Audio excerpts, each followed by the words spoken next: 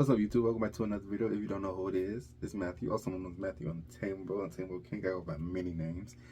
Today's video is a good video, in my opinion. It's by Honest, and it's titled "Nicki Minaj is Causing Chaos." This was uploaded 3 months ago, and I'm not going to hold you.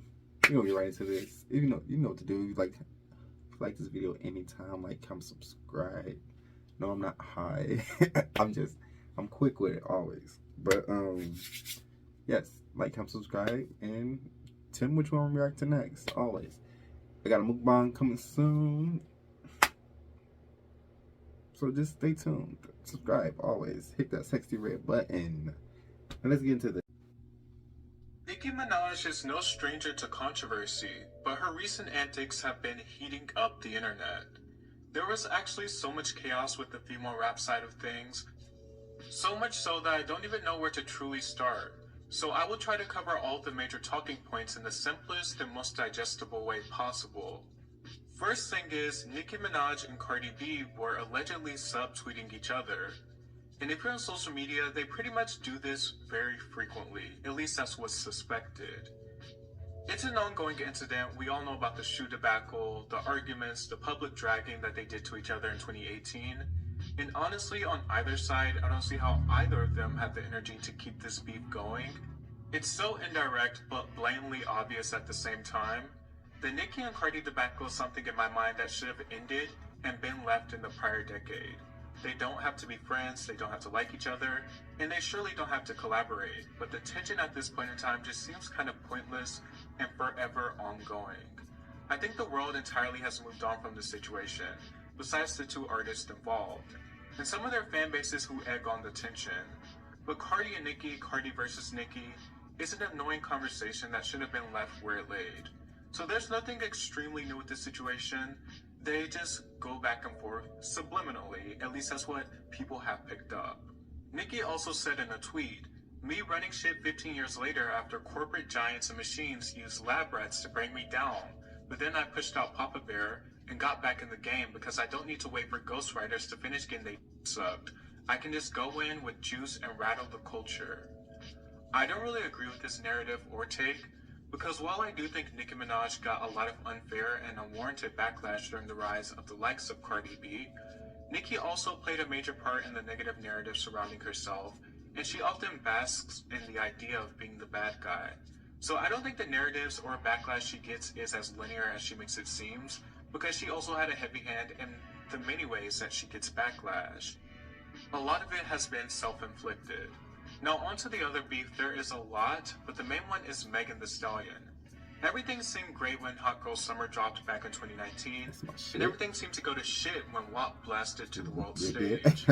Obviously, Nicki and Cardi have tension, and there was a somewhat noticeable rift between Nicki and Megan around the time WAP was unleashed, and Nicki unfollowed Megan shortly after.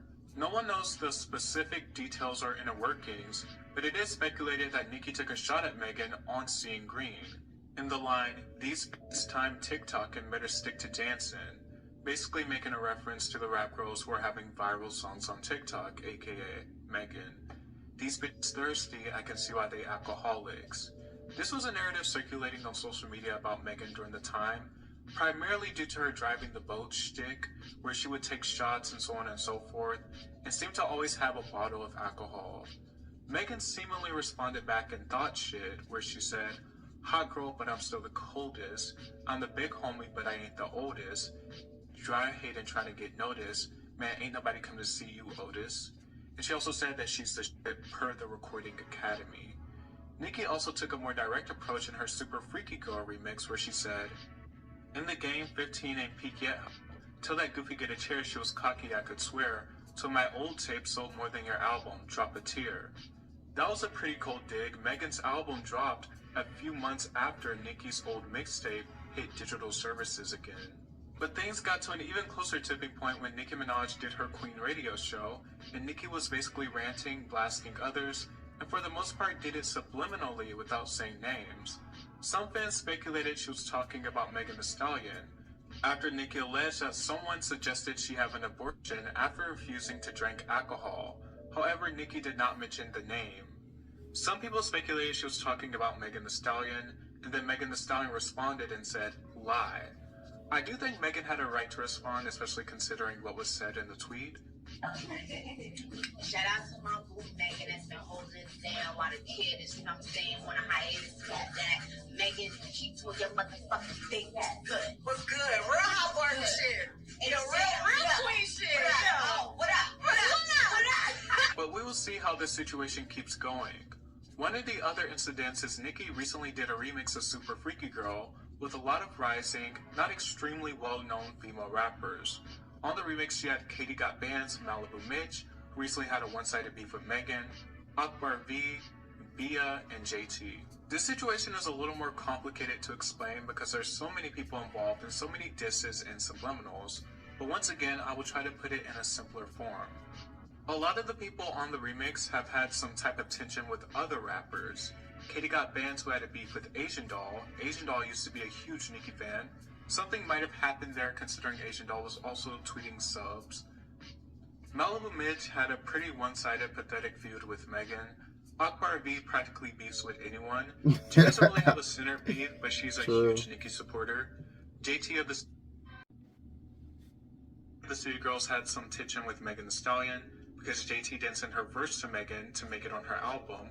She also has some tension with Asian Doll and even Nicki herself, but they patched things up. Bia has said some things about Cardi in the past, but she's mostly directly dissed Doja Cat numerous times for seemingly no reason. Doja has never paid her any mind. Now, this remix might have left some of the other girls feeling slighted. A few subliminally said something. Nicki raged and ranted in blog comments, which I find a bit jarring because I'm like, does she realize who she is? Why is she doing this? Furthermore, there was also some alleged digs headed at Lotto from Nicki after Lotto said this.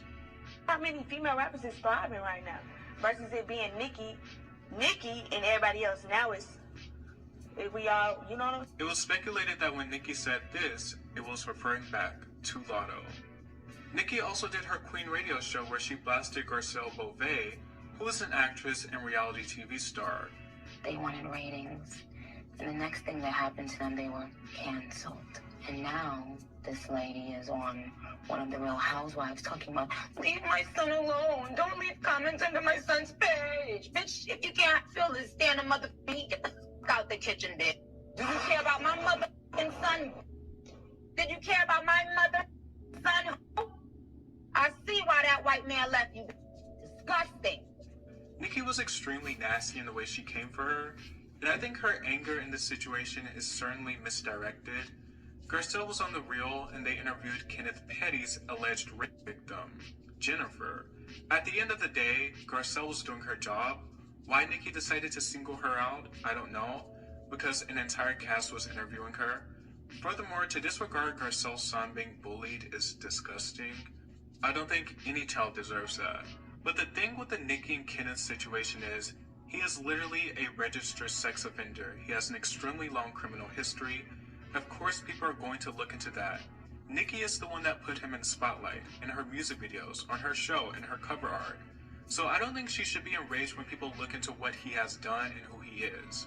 Garcelle had a very classy response. To conclude my thoughts on all this drama and chaos, I just feel like it all seems very draining and unnecessary. I don't really understand why someone as established as Nicki, who just achieved another hit, would want to put so much energy into negativity. Having a long rant in Instagram comments, then going on to have a rant on Twitter, and then going on a radio show to specifically blast people. It was all just too much. She should have just put this energy into a song. I just want to say they are rappers at the end of the day. I don't understand why Nicki or really anyone involved isn't using their skill set to tell how they really feel.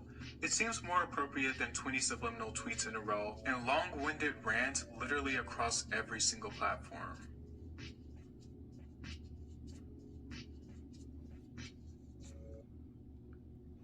Alright, y'all, that's all for this video. So my opinion is, what's my opinion? So back then, in the 2000s, they made diss tracks. But now, since, Twitter's popping again, Instagram is, all these blogs and, you know, so forth. That's how they choose to fight words on social media, if that makes sense. Like, back then it's diss tracks, now we fight over social media. I mean, you could still do a diss track, but I mean, it's Hollywood at the end of the day. We all know how Hollywood is. Drama makes you more relevant, and we see how this is a continuous thing in Hollywood. We already know this. But anyways, if you like this video, you know what to do. Like, comment, subscribe. Tell me your opinion. I feel like everybody already know about this. So, what's your opinion? My opinion is Hollywood. That's all. That's continuous. Even people that's not even problematic is... Who's not problematic? Everybody's problematic. I was going to say Taylor Swift, but she's problematic sometimes. Well, she's not problematic. She gets put into... Her versus Kanye, that was a thing. I was going to say Selena Gomez, but I can't say it because Selena Gomez versus Hailey Bieber. It's a lot. It's a lot. I was going to say Ariana Grande, but she licked the donut and said, I hate America, so I can't really decide. But that was like 6 years ago. So we forgive, but don't forget. But that's all for this video. I'll catch you later in the next one.